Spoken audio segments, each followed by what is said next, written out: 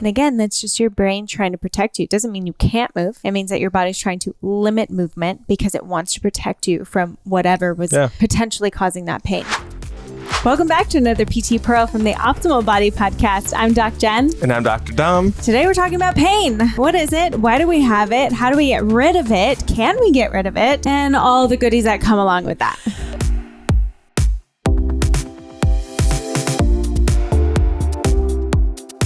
Pain, I think, is probably the thing we get asked the most about. 100%. As a grand umbrella of a topic, but everyone just kind of is attaching it to a different body part or a different diagnosis or different story of whatever is happening in their life. And we're super excited to dive into some of the intricacies of that. But before we do that, especially if you're watching on YouTube or if you're listening to your podcast, please subscribe, click the subscribe button on YouTube or hit that bell even, because then we can alert you whenever we come out with new topics. We do these PT Pearls every week, and Jen also comes out with a different YouTube video every week or every other week that gives you more about how to move and how to stay loose in your body. So click that to subscribe, and now let's get back into pain. I get asked on a daily basis, I have this pain, or how do I get rid of pain? Am I just going to always have to live with pain? And pain, it's just such a, even you say the word and it's pain. It's so like exhausting, and no one wants to deal with it, and everyone wants to make it go away, right? So we want to talk about understanding a little bit more about this pain thing that we all experience in life and really what we can start to do about it. Pain is one of my favorite topics to talk about because it's so complex and it's so intricate. And before we dive into that even more, like, we just want to celebrate because this is episode 200. Woo! 200! Right, episode 200, which is insane. Crazy. We started this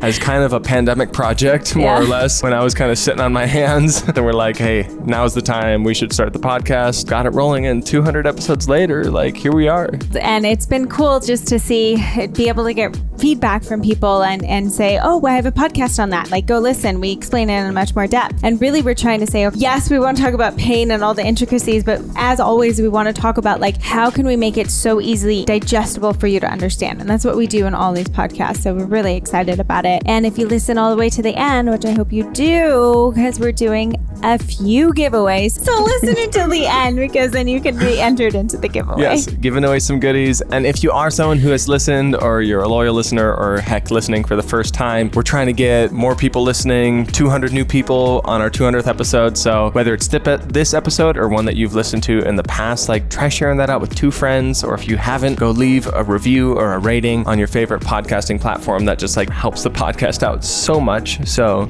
we so much so appreciate that. It helps so we can get 200 more listeners and people learning about their body and trying to feel better. And that's what we want to do. First of all, knowing that you're not alone. Like, Dom and I struggle with pain experiences within our body, you know.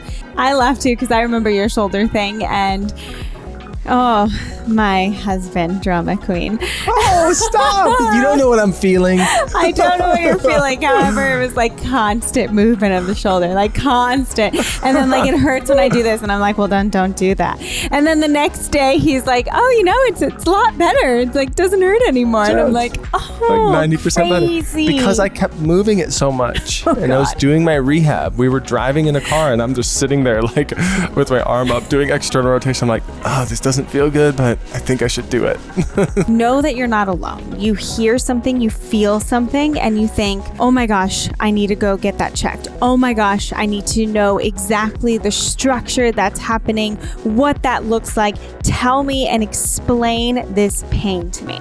That's where we're going to kind of talk about the different causes of where pain can come from, because it's not always just physical. It's not always just tissue damage that happens. And a lot of times what we say or what we see. So even if we see an MRI image, which on a lot of people might be quote unquote normal as you start to age, but you see that and it's going to inflate everything that you're experiencing. We inflate it, or we start to try and equate it to how we feel. Yeah. And we talk about this endlessly in podcasts, is what you see on the image doesn't necessarily equate to what you feel in life. I do just want to talk briefly about, like, what causes pain, or why do we even perceive pain? And it does have to do with this perception of danger somewhere in our body, whether it is because of an initial tissue damage, whether it's because we're in a scared situation and then all of a sudden we step on a Lego because we're walking around in the dark. park and I chose a Lego because it's the most painful thing by far to step on.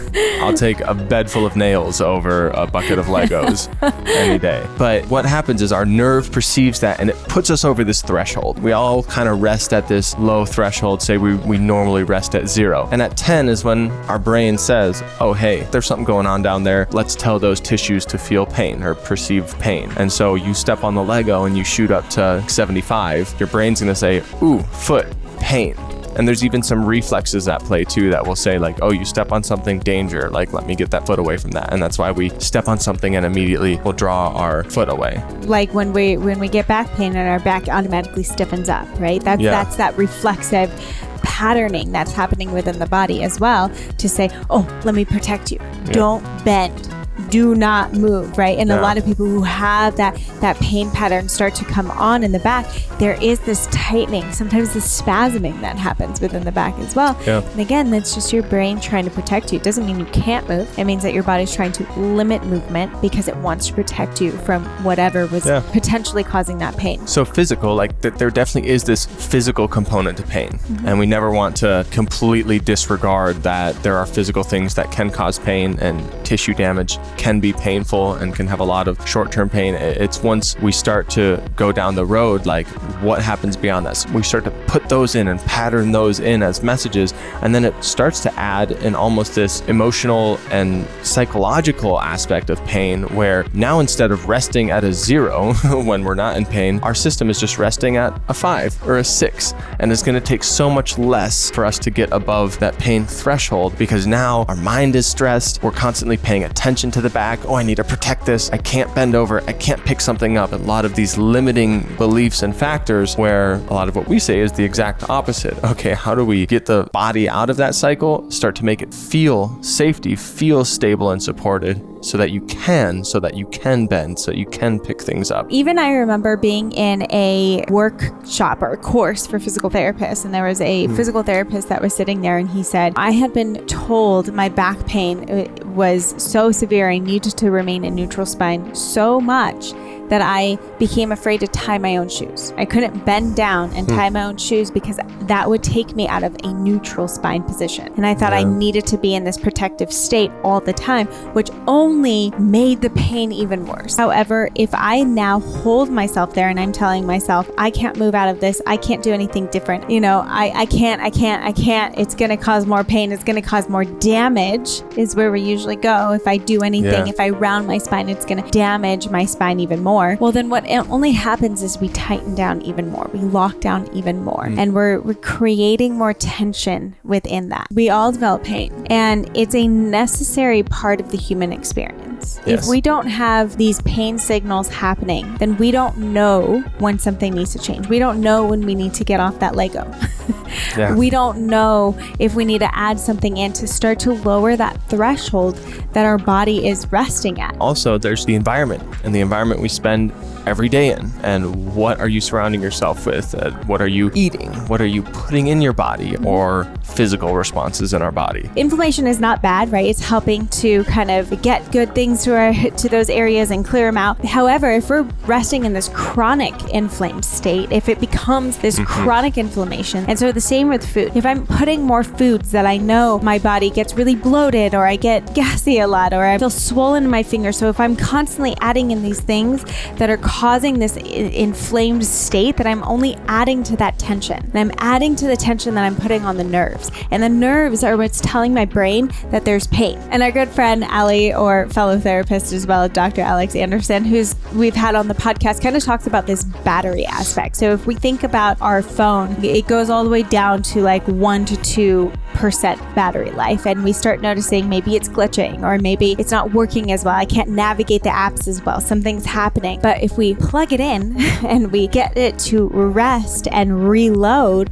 we notice everything starts to work better. It's not just physical movement, but we also have to say, okay, what refills my battery? What gives me fuel? Fuel comes from food, nutrients, water, sleep, reducing stress. These are all the environmental factors that reload our battery. So things are going to start glitching. Pain is going to start signaling if I'm not reloading my battery. Yeah, and that's one that we hadn't really mentioned yet, was sleep, and how important sleep is. Oh my God, huge. To be able to recover any tissue damage or inflammation that may have happened, the normal tissue damage or inflammation that may have happened in your average day, process the rest of that food, get into that restful digestive state, clear all the metabolites and gunk out of our brain from the previous day of thinking and doing. And if we're not getting good sleep, we're starting with half of that gunk still there in our body. That's when I will start to feel my shoulder blades start to pop up, is if I know that I'm maybe not fueling myself as well, or maybe I am, but I'm not sleeping, I'm super hyper stressed. When I get into a lot of stress where I feel like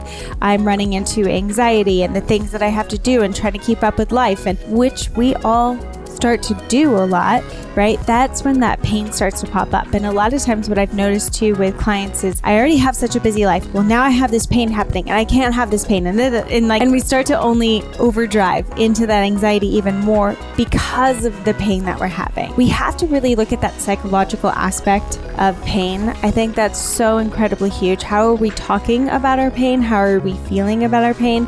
Makes an impact on what we physically are feeling in that threshold. We're going to spill over that threshold and we're going to send those signals down even more.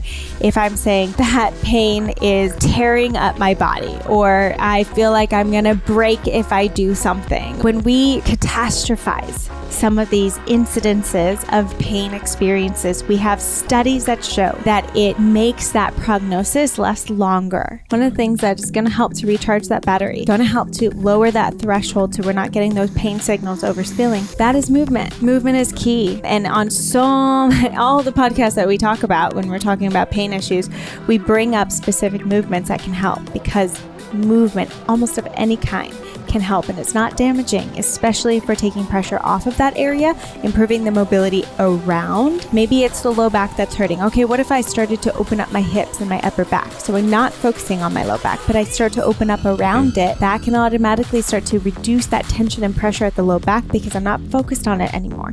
I'm opening up what's happening around. And then creating that strength and stability is going to help to provide that resiliency within the body, because pain is going to happen. And that's really what we want to talk about now. Yeah, with our giveaway.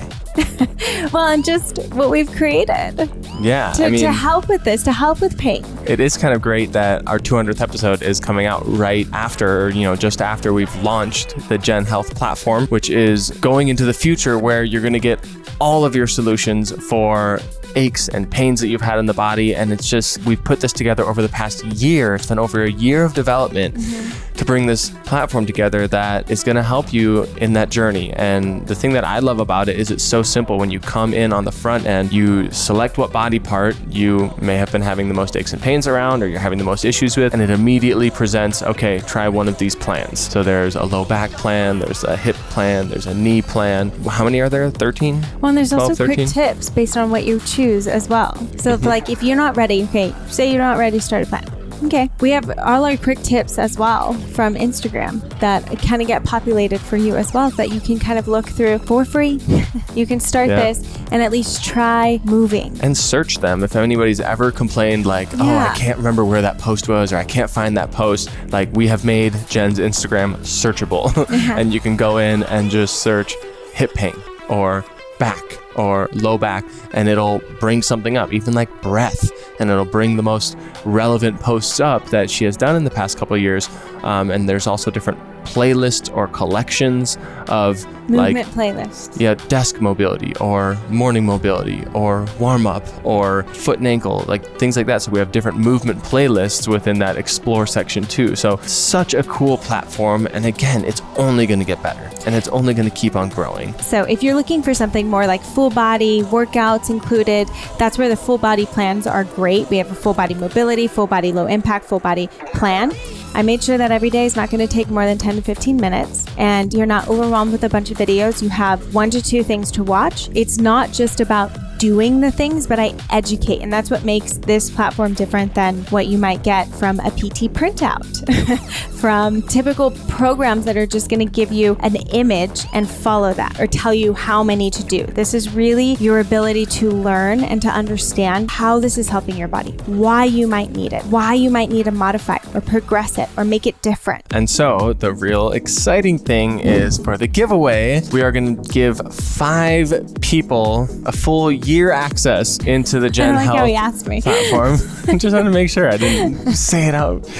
A year access into the Jen Health platform, and all you need to do is go and leave a review for our podcast, because again, we want to get these podcasts out to more and more people, and we also want to share the Jen Health platform with more and more people. There's also a monthly option right now that you can just sign up monthly to get into the plans and check it out. So we're going to try and get 200 reviews, 200 new reviews for our 200th episode on the podcast. So if you go leave a review and email us at jen@DocJenFit.com with your just a picture of your review, or like, hey, I reviewed, it's under this name, then we can verify that and put you in kind of that drawing for a free year. We have a community, and I show up at twice a month, potentially going to have other PTs start to come up and present different topics as well, because we want you to, one, not feel alone. You're not alone. It's been just so fun to have this community, and I'm excited to see where it grows and how we continue to expand, because eventually we don't want it to just be Domina. We want to have other physical therapists contributing as well, and helping and